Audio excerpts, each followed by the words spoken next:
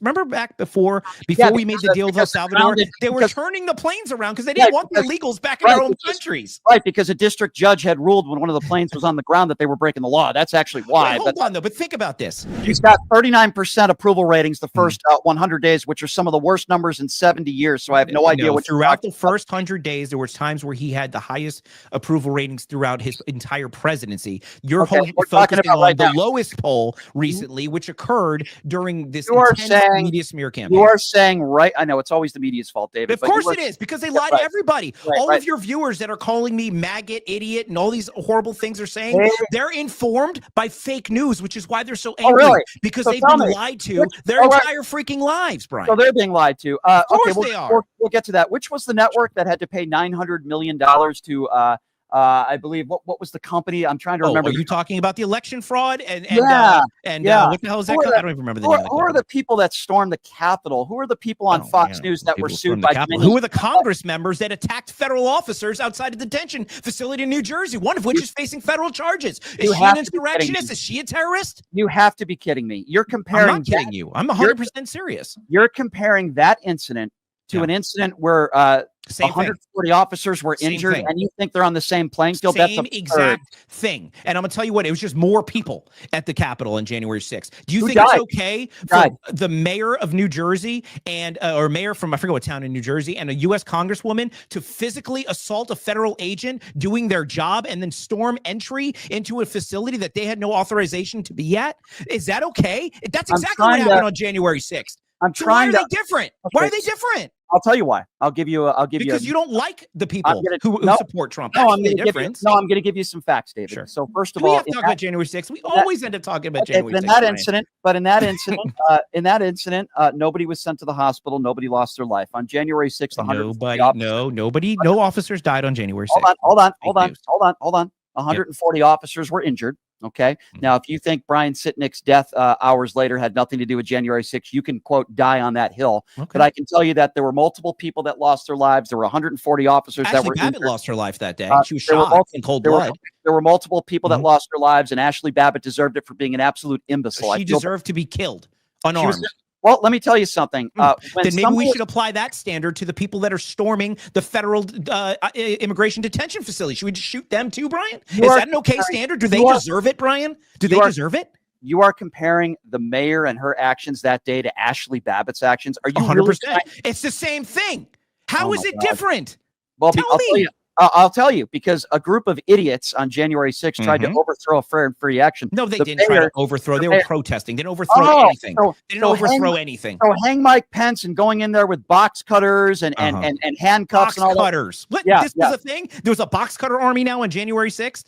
Who was injured by a box cutter in the January 6th riots? There were police officers that were beat with their own batons. They were pepper sprayed. And I'm shocked that you would compare that. The protesters. The protesters were sprayed by pepper spray as well. And they were assaulted by the police's batons. Many of them who were stuck in a crowd who didn't even want to go into the Capitol. And then many of them who went to jail, by the way, and sat in solitary confinement, didn't even know they couldn't go in the Capitol because by the time they got there, the doors were open. January 6th is one of the most misrepresented things probably in the last 4 years. And I don't want to argue about January 6th because it's way off topic of so many important things that we should talk about today. We can talk about it another time. I know we disagree. My comparison that I'm making is it is not okay for Democrat elected officials to go into a federal facility that they're not authorized to be at, forcibly enter that facility and strike officers in the process, regardless if the officer was injured. You cannot model that behavior and then compare one to the other and say, well, these people suck, but these people are righteous. It's all let me ask you a question. If the mayor is found guilty of seditious conspiracy, which, by the way, the mayor wasn't. They dropped the charges against the mayor in the spirit of moving forward, by the way. In the spirit of moving forward, but they did. They charged Donald Trump with four separate cases. They went after Donald Trump. But in the spirit of moving forward, they dropped the charges against that New Jersey mayor. And you know what? A lot of PAGA's pissed about it.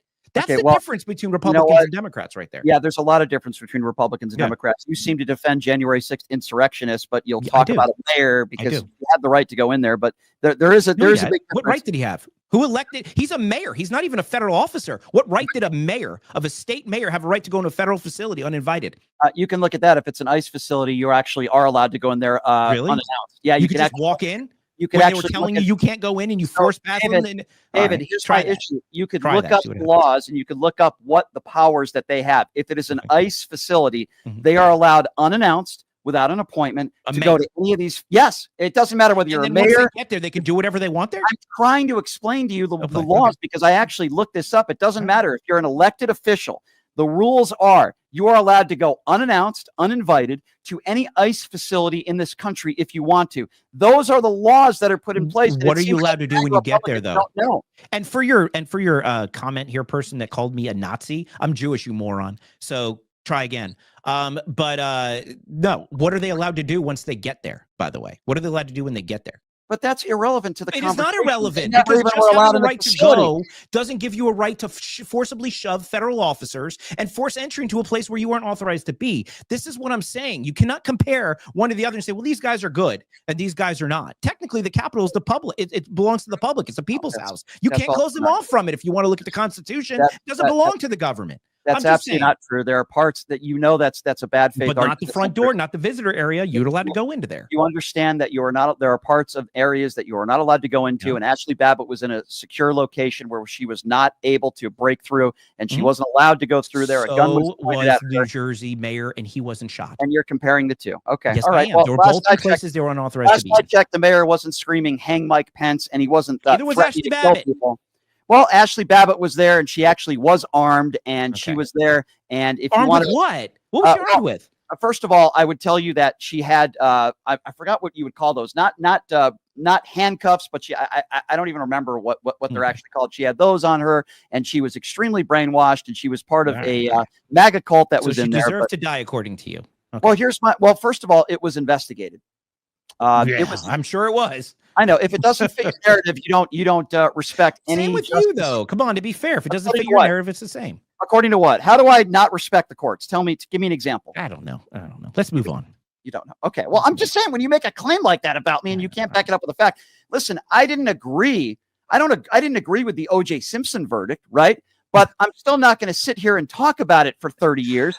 Do I think he was a murderer? Probably, and he was found liable. But courts make decisions. We have a constitution. You're an attorney. You understand this. You're innocent until proven guilty. And that's the way it is. And this guy who shot Ashley Babbitt, it was investigated. And that's why no charges were filed. End of story. So you guys can say, well, I don't agree with it, blah, blah, blah, blah, blah. But my tax dollars shouldn't have to go pay a family for a moron who decided, yes, that's what Ashley Babbitt is. She's a moron who was brainwashed and stormed the Capitol because she wanted to overthrow a free and fair election. And she had multiple seconds, maybe 5 to 10 seconds when they said, he's got a gun. And that didn't deter her for being the moron that she was. Okay. And now she's dead for it. Well, I disagree with you, and I don't think U.S. tax dollars and resources should be paid to re-import foreign gang members that have no authorization to even be in the United States. So let's move on from there. Again, like I said, we need evidence that they're gang members and due process. Actually, you don't. They don't have a right to be here. Why is that so hard? They're illegally present in the United States. Who cares? You're not understanding, again, my argument. It's not that they're illegal. That is the question. If they're going to be deported, that's one thing. That's not what I'm talking about. When you're sent to one of the highest maximum security prisons in the world, it's not due process to be able to put them in a facility like that just because they're undocumented. Why is that so hard for people like you to understand? Those people, those 260 people that were sent to CCOT, not to be confused with Epcot. Epcot's a lot of fun. Those people that were sent there, nobody wanted them. They were so dangerous.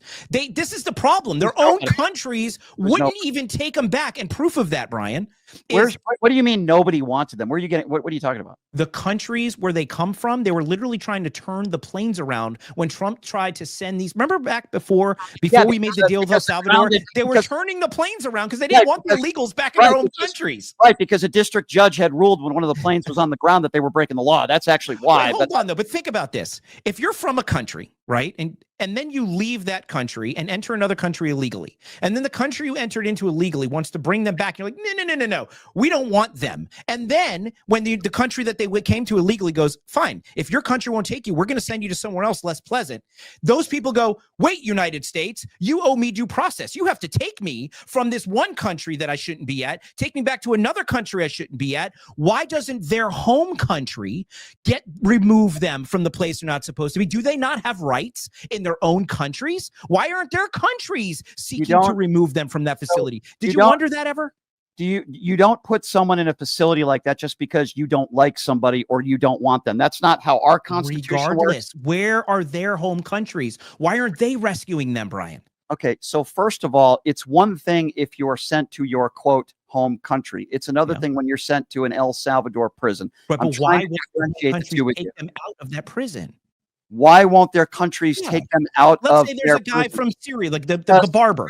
Why doesn't Syria come and rescue him from CCOT?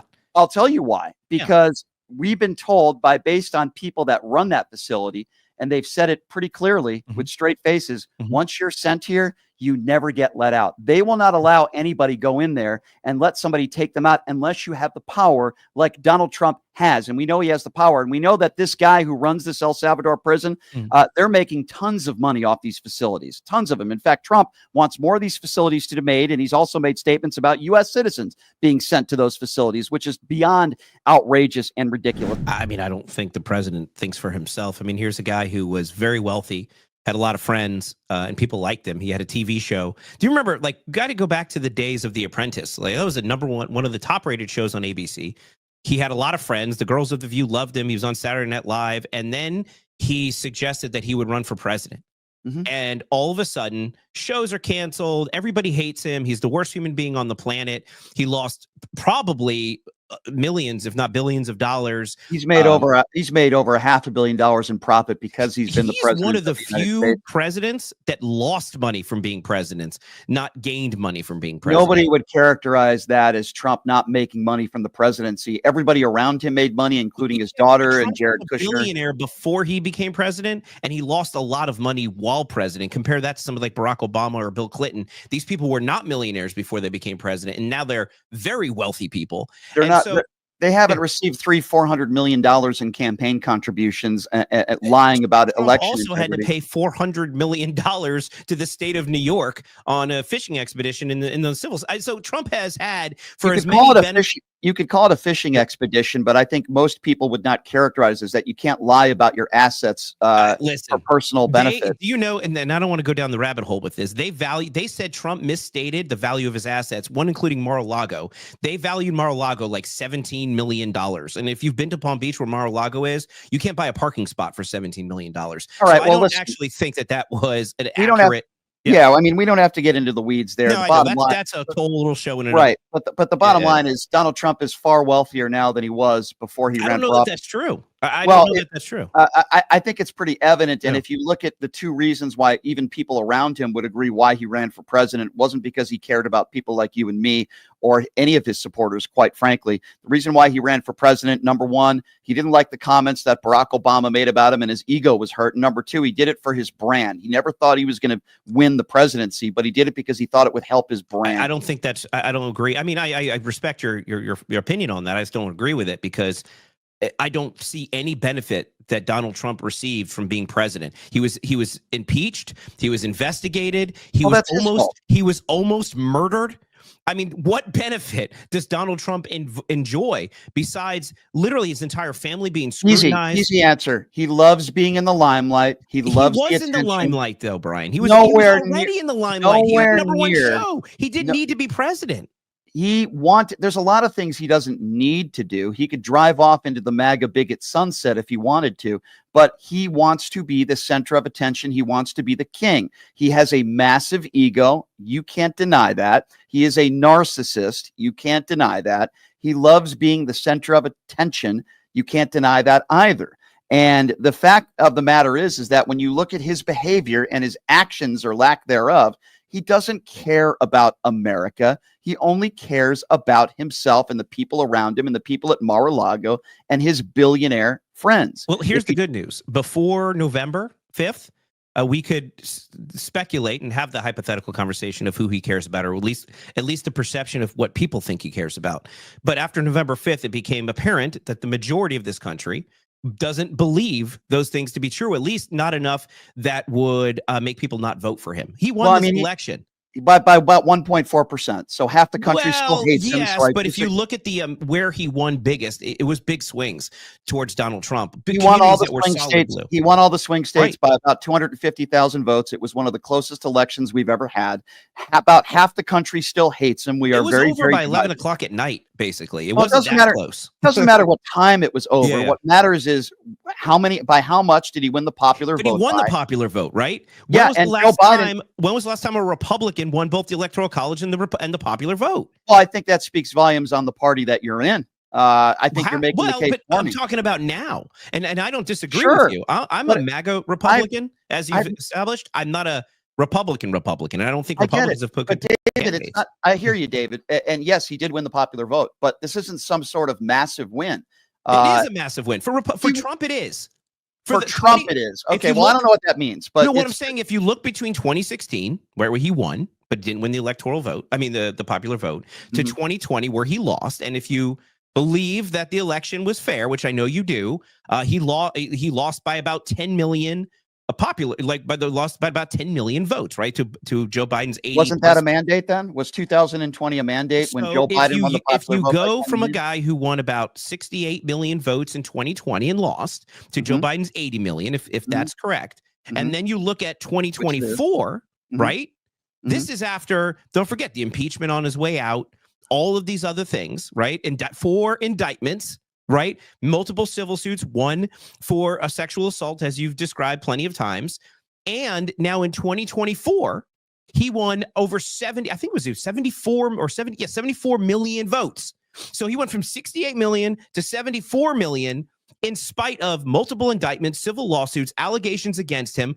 And he won the popular vote. So I would say, yeah, that's a pretty good swing going if you just track. So saying it's a pretty good swing is different than calling it a mandate. Would you say Joe Biden? He won the popular vote and the electoral vote. No, I don't define that as a mandate. A mandate is not winning the popular vote by 1.4%. But with that being said, in this country right now, that's a mandate. Well, I disagree. I don't think it's half the country still hates him. But would you say Joe Biden, that was a mandate in 2020 when he won the popular vote by like 12 million? Was that a mandate? I mean, let me tell you something. I don't know what the mandate was because I don't know if Joe Biden knew what the mandate was. What has Joe Biden done in the last 4 years for America? That wasn't my question. Wasn't policy. In 2000, you want to know about the mandate? Was it a mandate? I mean, look, in 2020, I think, did we lose the House in 20? Yeah, we lost the House in 2020. I believe we lost the Senate in 2020. I have to go and time travel in my mind. It's been a while. And we lost the White House.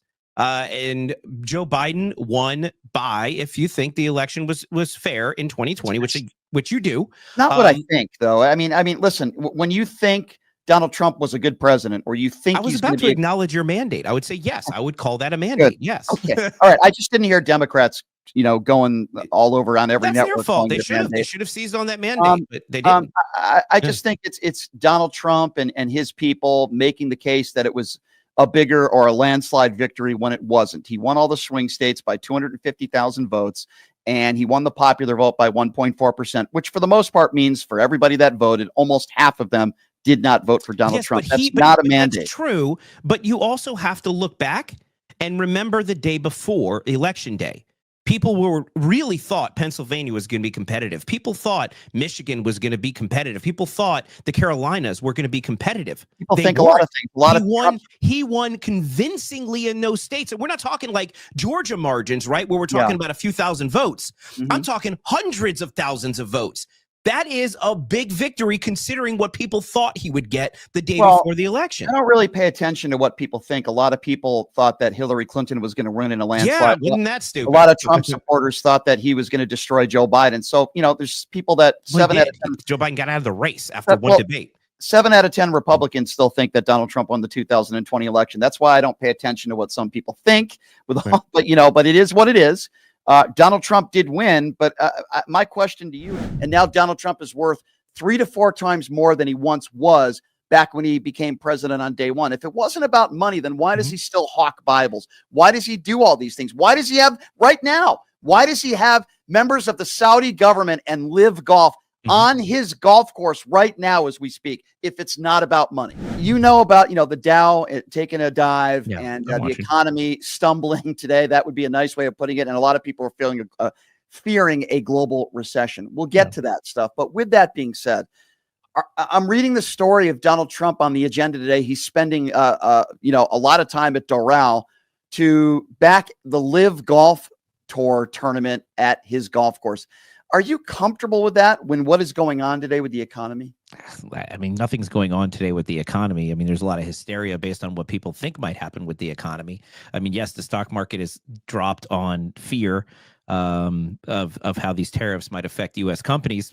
I look at it as a buying opportunity for people long term. As long as you don't cash out your 401k today, you'll probably be okay.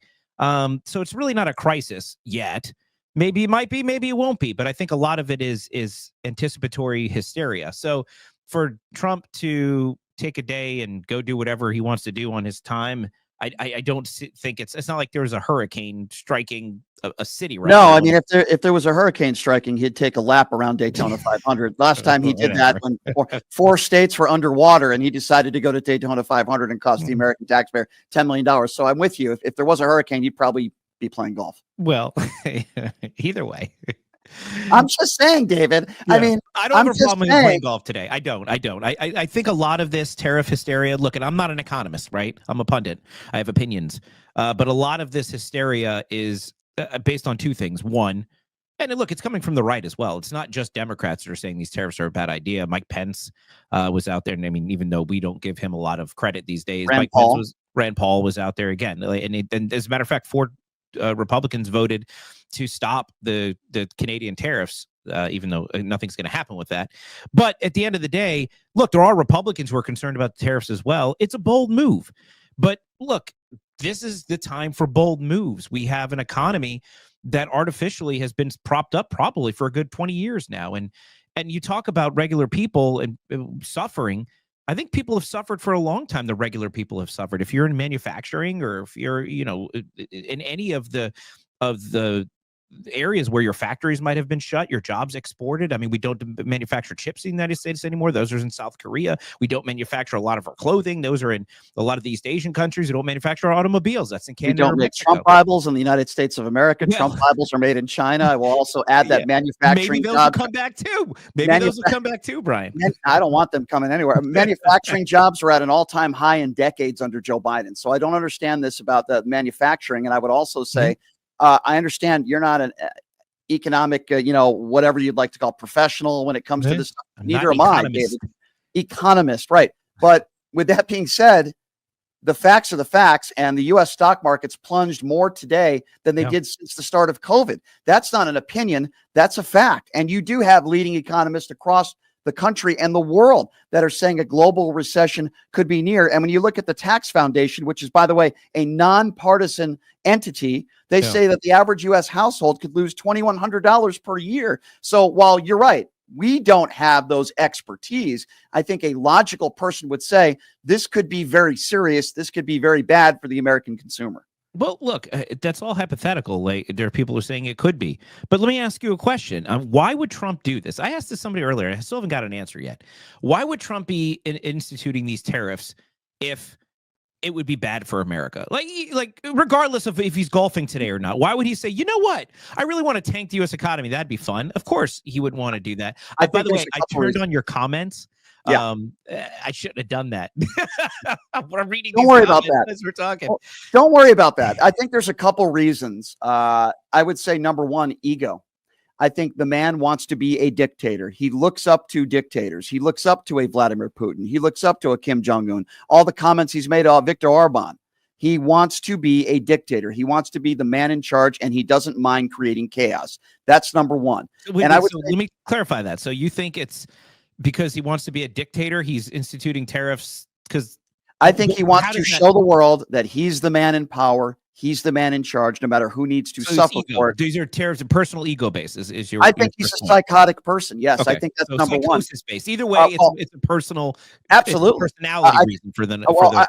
I think most of the things and the reasons why he does what he does are for the same two reasons why he's doing this. Number one, because he likes to create chaos and he loves power and he's a wannabe dictator. And number two, he wants to find a way to either enrich himself or enrich very close people around him, like the Elon Musks of the world. I would see this as no different, and it's a power trip for him, and that's why this man is so dangerous. He's so dangerous. So I'm clear. So the two reasons that you believe that he's doing the tariffs is, one, it's personality based, whether it be as you mentioned, or two, because he wants to enrich his buddies essentially that are going to profit off of tariffs. How do his buddies profit off of tariffs?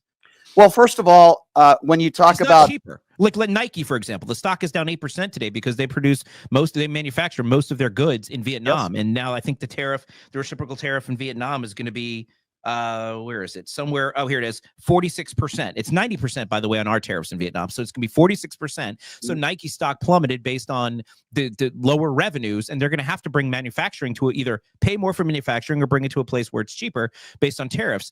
So I'm sure a millionaire owns Nike. How does that benefit companies who are now having to spend more money to relocate their factories to the U.S.? How does this benefit them? This is not necessarily going to benefit large companies and rich people all over this country. Right. But I would say that it will probably enrich him. And to go into further detail, I'll make an analogy to what I am referring to. And I'm just going to talk about today. Sure. He's going to his golf course, Doral, in Florida, where the Live Golf Tour, which is funded by the government of Saudi Arabia, the Saudis, are paying Donald Trump's company to have the Live Golf tournament there. He's going there to support it because they financially support him. And then after that, this is public. The White House has said he's going to be spending multiple days at his resort at Mar-a-Lago. Secret Service is going to be there. Every weekend at Mar-a-Lago. Right. And guess who gets paid? And guess who gets paid for that? Guess who owns Mar-a-Lago? Everything that Donald Trump does. It's his house. Okay, so first of all, this is his own property, resort property that he makes money off of. Every single time the Secret Service goes there, every single time he stays there, the American taxpayer has to pay for it, and a good blunt of that money goes, or brunt, I should say. Did I say blunt? Goes. Maybe he is taking a blunt today. I don't know. Goes towards his own companies and enriches him and his family. Everything virtually that Donald Trump does will benefit him, will benefit his bank account. And it's proven today. When I told you he's going to Doral Golf Course, what would happen if, let's just say, Joe Biden, on a day where the world was on fire, I know you might not characterize it as that, but on a day where the economy goes down the toilet, since the last time this has happened was when we just started with COVID. And then Joe Biden went to visit his son at a painting auction where his son was selling his paintings. You and many other MAGA Republicans would lose their you-know-what. That's exactly what Donald Trump is doing. He should be in the White House. He should be doing his job. Instead, he's mingling with Tucker Carlson and the Saudis because they're spending millions of dollars to play on his Doral golf course. Morally, it is bankrupt, and he is bankrupting the country. And while doing that, he is enriching himself. Okay. I mean, I hear what you're saying. Now, I'm not going to do that whole, well, what about stuff? Like Joe Biden had more vacation days, I think, than any other president in modern history. He spent most of his time at the beach, not Mar-a-Lago, and that's fine. But that being said, Donald Trump doesn't need to be president to become rich. He was rich before he became president. Different than most people who go to Washington, Donald Trump lost money after becoming president. I know you've heard an argument before. Is his net worth more or less now since the first day he became president in 2016? Well, I don't know comparative to 2016. It's three to four times his net worth went down in his first term, not up. So clearly he didn't do it for the money. And I'll look it up and give you the stats. I'm not making it up. Okay. So but the thing is, he doesn't need Donald Trump, right? Who has buildings with his name on it, who has he could do whatever he wants with his name at this point to make money. He doesn't need to be president. Well, again, but so he doesn't need to be president to make money. So I don't believe so if that's your argument, David, he doesn't need to be president to make money. Why is it then that after he became president, he started to sell trading cards? He started to sell pieces of his mugshot suit. He sells the Bibles. He sells the gold. Why is it, if it's not about making money, then why is it Jared Kushner in his administration made $2.1 billion from the Saudis? Why is it that his own daughter, who's now not in the administration, ironically, made $600 million in Chinese trademarks? Why is it that all the immediate people around him have made all this money around him, and now Donald Trump is worth 3 to 4 times more than he once was back when he became president on day one. If it wasn't about money, then why does he still hawk Bibles? Why does he do all these things? Why does he have right now? Why does he have members of the Saudi government and Live Golf on his golf course right now as we speak, if it's not about money? Yeah. So again, people are allowed to make money, first of all. So we're not like, oh, you're president, you can't make money.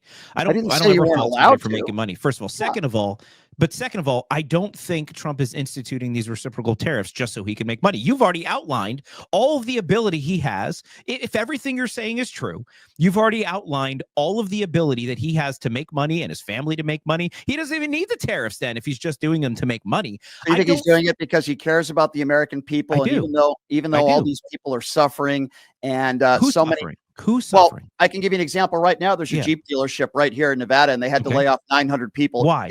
Because of Donald Trump's tariffs. How directly did the tariffs affect that Jeep dealership? Taxes and prices and parts that are bought from other countries. It's very simple. 900. I can get you the actual company. Jeep is an American company, right? Jeep is an American automobile company. I believe it is. Yes, I can cite you. I can cite you that story if my I believe you that I believe you that that's the reason. But think about how crazy that is, right? We're talking about how tariffs supposedly benefit Donald Trump, and then we're talking about a Jeep dealership who sells cars that are supposedly American-made automobiles that's struggling because of tariffs on foreign manufactured items. Well, if it's an American car dealership manufacturer, why aren't they manufacturing those parts in the United States? I'm sure there's a lot of auto workers that are members of the United Auto Workers Union who are probably pretty upset that we're bringing in parts from other parts of the world, manufacturing them cheaper and taking those jobs. Sure, that there's a lot of reasons for that. It doesn't benefit Donald Trump. Well, I tell you what, the 900 people that lost their jobs today, it certainly hasn't benefited them because they're jobless. And let me add something here. I mean, that sucks. We should be producing those parts in America so the tariffs wouldn't affect them. Okay, explain this to me then. When we're dealing with a crashing market, which you don't have to be an economist, legend to be able to admit that the market is crashing at least today. You think it's a good time to be laying off thousands of federal employees to retire? Do you think this is a well thought out plan that when the market is crashing, force people into retiring at the same time? David, is that a well thought out plan? You tell me. Well, I don't think you time making the government more efficient with when it's best for the economy. You don't keep people employed in the federal government just to benefit the economy. I mean, clearly that's not what the taxpayers expect from the government, to employ people for economic reasons, right? We want people in the government working for the American people. And the idea about these DOJ cuts, they're very popular among American people, not just Republicans. There is a lot of fraud, waste, and abuse in the government. And this president has the courage to actually attack those and tackle them head on. They're exposing loans and spending that have not benefited the American people. There needs to be some accountability in the federal government. I don't think that's really that big of a deal. And again, that's why we have inspector generals, isn't it? Isn't that why we've had inspector generals? And Donald Trump fired all of them. 53 inspector generals, in fact. And the reason why he fired the inspector generals is because they weren't holding the agencies accountable that they were charged with holding accountable. Some of these things that we've uncovered, the millions of dollars in misappropriated money, it happened under these inspector generals' watches. So how do you keep the trust in people that haven't done their job? When the fox is guarding the hen house and the hens are getting eaten, well, of course you got to replace the fox. And so just fire everybody. Just fire every inspector general. Fire them all, and don't speak with them. Don't have conversations with them. Don't try to figure things out with them. Just fire all of them because they claim, oh, you missed that, you missed that. So we're just going to fire everybody at a point where the market has crashed. I don't think, David, that's a very well thought out plan. I think it's atrocious timing. And I think that it's embarrassing, and I don't think they really thought this one through at all. That's my opinion. No, I get it. But at the same time, I think bold action and bold leadership, it takes courage, and no president in. You think it's bold leadership to, again, I'm going to go back to this because I'm surprised that you're okay with this, but I want to get your thought. You think when the S&P falls 4% and we've had the biggest stock market downfall since COVID, and Donald Trump decides to fly out to Mar-a-Lago and a live golf tournament at Doral. I don't think the president should time his trips based on performance of stock market portfolios. I don't think it matters. But second of all, this is what I don't understand, right? we're upset that these companies, these massive companies, these quote unquote 1%ers, as everybody used to call them, are losing money today in the stock market. So whatever happened to holding everybody paying their fair share, and big companies being responsible for things and all this stuff. So if big companies, shouldn't the left be celebrating big companies taking less profits? You're comparing ending tax loopholes for the top 1% in this country and making sure that the top 1%. It's not just loopholes. People and taxes and percentages. You're comparing the top 1% and billionaires paying their fair share to middle America and people that own businesses that have to fire their employees, and people all over, and American consumers, people that could be making minimum wage, by the way, American consumers having to pay more and hurting them in their own pockets, and the average American family spending $2,000 more a year, which is, by the way, a lot for somebody that's making $35,000 to $40,000 a year. You're comparing that to taxing the top 1%. Listen, billionaires. I hear what you're saying. The thing is, the economy wasn't doing well.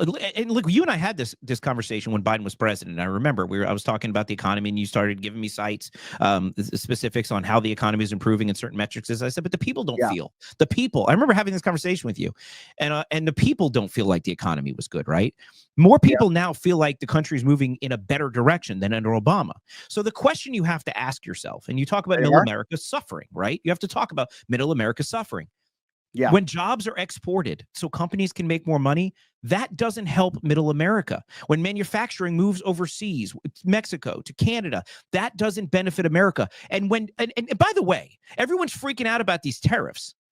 I'm sure at this point people know, at least I hope they know, that almost every other major country that we do business with charges us massive tariffs. We pay tariffs. So when people are like, tariffs or taxes, why is it okay for countries to charge America tariffs? Well, everybody does. China charges us a 67% tariff. The European Union, 39% tariff. Vietnam, 90%. Taiwan, 64%. Japan, they're our friends, 46% tariffs. India, 52% tariffs. I can go on and on and on and on. Every country we export to charges us at least half in tariffs, and we go and roll out a reciprocal tariff, and on other countries a 10% tariff, and all of a sudden we're the bad guys. Why is it American? You talk about Has this ever happened before? When was the last time? I don't know. You talk about the middle class.